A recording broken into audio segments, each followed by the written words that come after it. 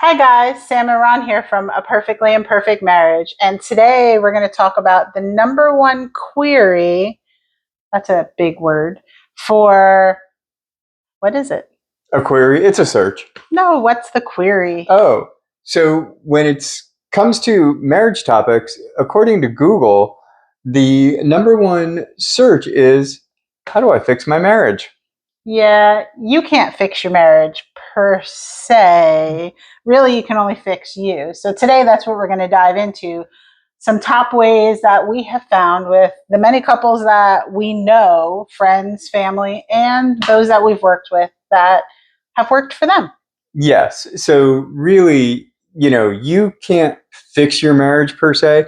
You can improve your marriage drastically by working on you and how you engage your spouse within your marriage. So we want to talk a little bit about some specific communication patterns and some ideas to include in your communication style, your dynamic with your spouse that will have impact on how quickly and how well you can improve your marriage. Yeah, and communication is a huge topic with so many different avenues you can go down. So this is just bite size to kind of give you a starting point.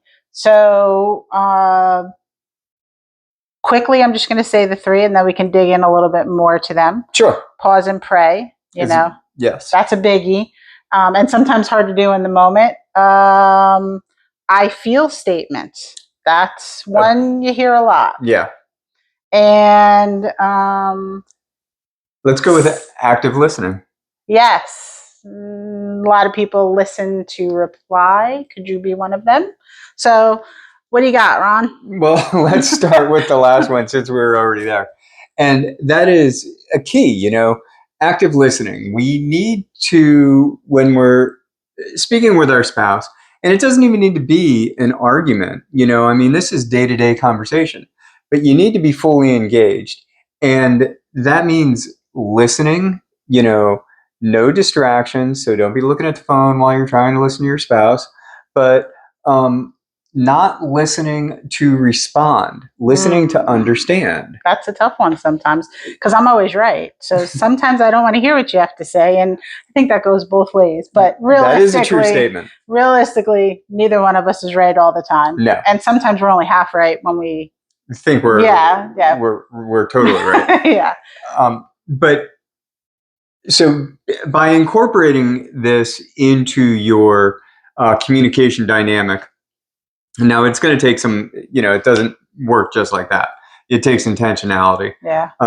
But understanding the process and then how to incorporate it, these are game changers when it comes to improving your marriage. Again, there's no fixing per se. You got to work on you first. And as you get healthier, your marriage naturally gets healthier. But what was one of the other communication things we were going to open up? Before we go to that, I think we should give them a challenge that this week, maybe they should stop and think when they're listening, are they really listening? Or are they possibly thinking ahead in the conversation? So one thing this week you can try, an active step, is when you and your spouse, your husband, your wife, your honey, when you're talking, are you listening to hear what they have to say? To understand. Challenge. I statements was number 2. So a lot of people don't really even understand not just the power of an I statement, but what an I statement is. So we often, way too often, will say things to our spouse like, you always make me feel like, or you always, and you're putting the blame on your spouse when the feeling is actually your feeling. So instead of saying, you always, try, I feel, and then expand that, like, I feel dismissed when you're looking at your phone when we're trying to have a conversation. Not, you always look at your phone when we're talking.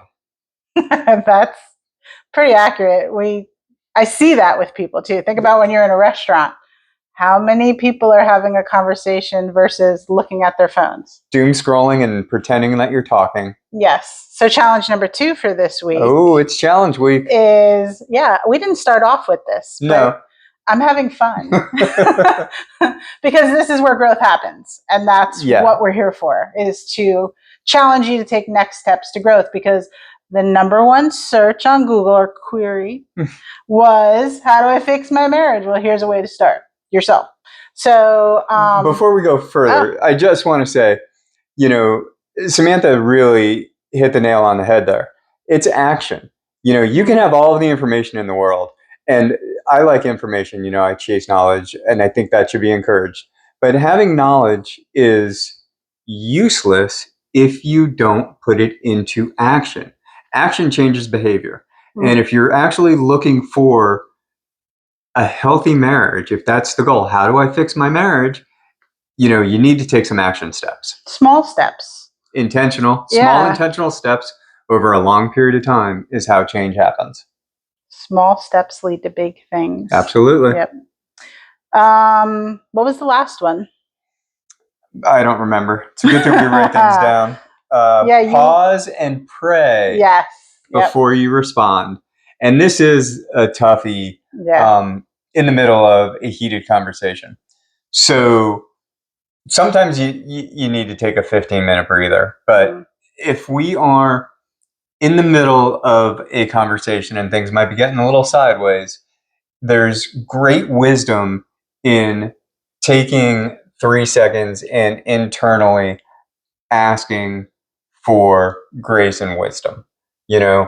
The more you rely on God, rely on the Holy Spirit to lead you through the tough times, not only the easier it is to continue that process.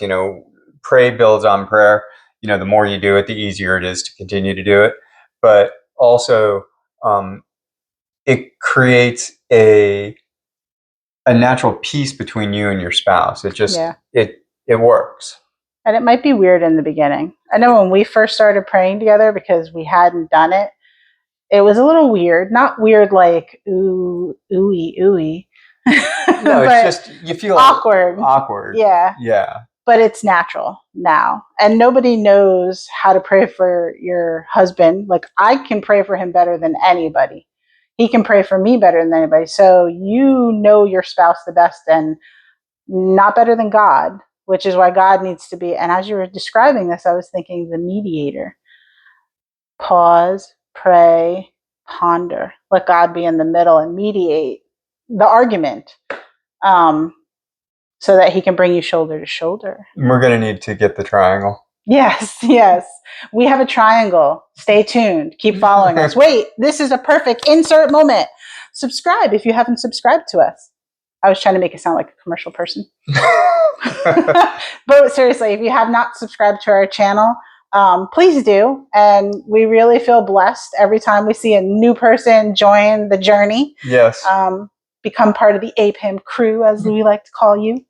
And leave us some comments, not just to leave us comments, but so we can get to know you. And let us know some topics you'd like for us to crack open and dive into together with you. Yeah, for sure.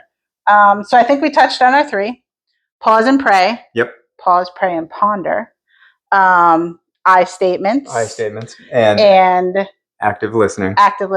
Challenge number 3 was the pause and pray. We forgot to throw that in there. Yeah, just incorporate it. And as you do any of these, as you start to incorporate them, let us know your results. Yes, for sure. We want to celebrate your success with you. Absolutely. So I think that's all we got for today. And again, subscribe, follow us, let us know. Like the video. And we'll see you in the next video. Absolutely. Bye.